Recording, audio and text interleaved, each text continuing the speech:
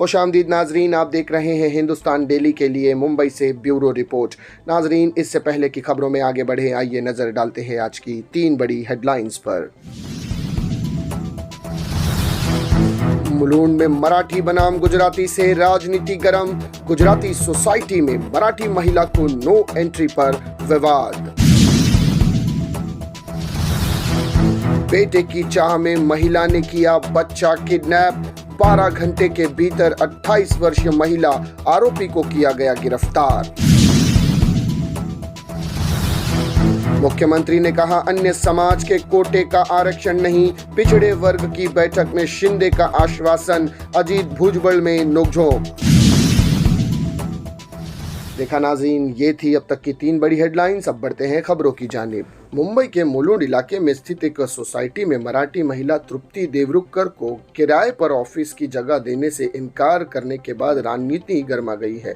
पीड़ित महिला के मुताबिक वह अपने ऑफिस के लिए एक जगह देखने के लिए मुलुंड इलाके के शिव सदन सोसाइटी में गई थी। ऑफिस के मालिक ने जगह दिखाई, लेकिन इसी बीच इस बिल्डिंग का सेक्रेटरी आकर महिला का नाम पता पूछने लगा। महिला का आरोप है कि जब सेक्रेटरी को पता चला कि महिला मराठी है तो उन्होंने ये कहकर जगह देने से मना कर दिया कि इस सोसाइटी में मराठी को नो एंट्री है। अब इस विवाद के बाद मुलुंड में मराठी बनाम गुजराती की राजनीति ने तूल पकड़ लिया है। इसी मुद्दे को देखते हुए संजय राउत ने कहा कि एक मराठी आदमी को घर देने से मना करने वालों के ये घमंड कहां से आया।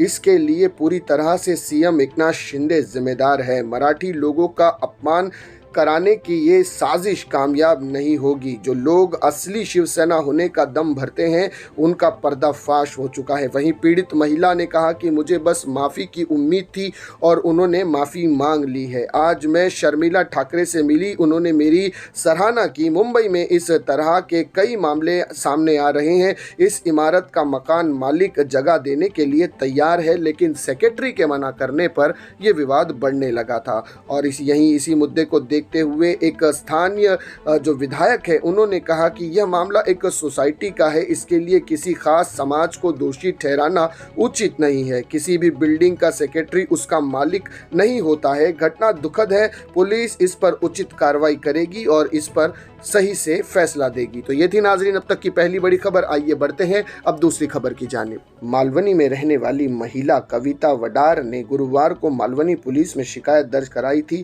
उनकी शिकायत के अनुसार उनकी 9 साल की बेटी और 1.5 साल का बेटा गोविंदा मंदिर क्षेत्र में खेल रहे थे। तभी आरोपी 28 वर्षीय सोनम साहू वहां आई। उसने कथित तौर पर लड़की को 200 रुपए दिए और एक दुकान से कुछ बिस्किट खरीदने के लिए कहा। जब लड़की दुकान पर गई तो कथित तौर पर सोनम ने लड़के को उठाया और भाग गई। लौटने के बाद जब लड़की को उसके भाई न मिला तो उसने अपने माता पिता को इसकी जानकारी दी। पुलिस से मिली जानकारी के अनुसार प्रारंभिक जांच में पता चला है कि आरोपी महिला की 2 बेटियां हैं और वह एक लड़का चाहती थी, इसीलिए उसने कथित तौर पर बच्चे का अपहरण कर लिया।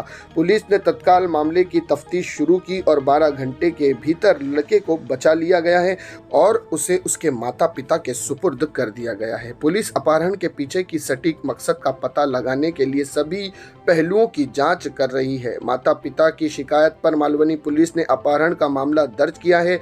अपराध की गंभीरता को देखते हुए जोन 11 के पुलिस उप आयुक्त अजय कुमार बंसल ने वरिष्ठ पुलिस निरीक्षक चीमाजी आड़ाव को कई खोज टीमें बनाने का निर्देश भी दिया है। वहीं वरिष्ठ पुलिस निरीक्षक ने कहा कि तकनीकी जांच के आधार पर हमने 12 घंटे में भीतर महिला आरोपी को गिरफ्तार करने में कामयाबी हासिल की है। दूध मुंह 18 माह के बच्चे को उसके माता पिता के हवाले इस वक्त कर दिया गया है। तो ये थी नाज़रीन इस वक्त की दूसरी बड़ी खबर। आइए बढ़ते हैं अब आखिरी खबर की जानिब।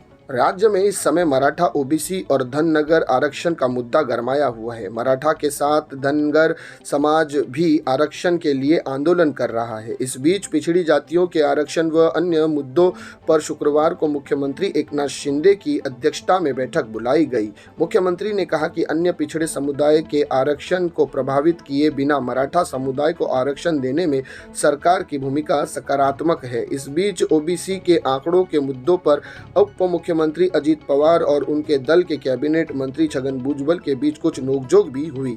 सीएम ने कहा कि मराठा समाज को सीधे कुणबी प्रमाण पत्र जारी नहीं होगा। सीएम ने कहा कि ओबीसी महामंडल, सारथी, बार्टी, महाज्योति, TRTI इन संस्थानों के धन आवंटन के साथ केंद्र सरकार की विश्वकर्मा योजना के भी प्रभावी क्रियान्वयन से सभी पिछड़े समाज को सम्मान न्याय मिलेगा। सीएम ने ओबीसी छात्राओं के लिए 72 छात्रावास खोलने की प्रक्रिया में तेजी लाने का निर्देश दिया। पिछड़े छात्रों को शैक्षणिक लाभ प्रदान करते समय नॉन क्रीमिलियर प्रमाण पत्र के मामले में 8 लाख के प्रमाण पत्र की शर्त को वापस लेने के मामले में जांच करने का भी सुझाव दिया गया है। वहीं उप मुख्यमंत्री फडणवीस ने कहा कि राज्य में ओबीसी के लिए 4000 करोड़ रुपए की योजना चल रही है। केंद्र सरकार ने ओबीसी आयोग को संवैधानिक दर्जा देने का फैसला किया है और प्रधानमंत्री नरेंद्र मोदी ने मेडिकल प्रवेश में ओबीसी छात्राओं को आरक्षण देने का भी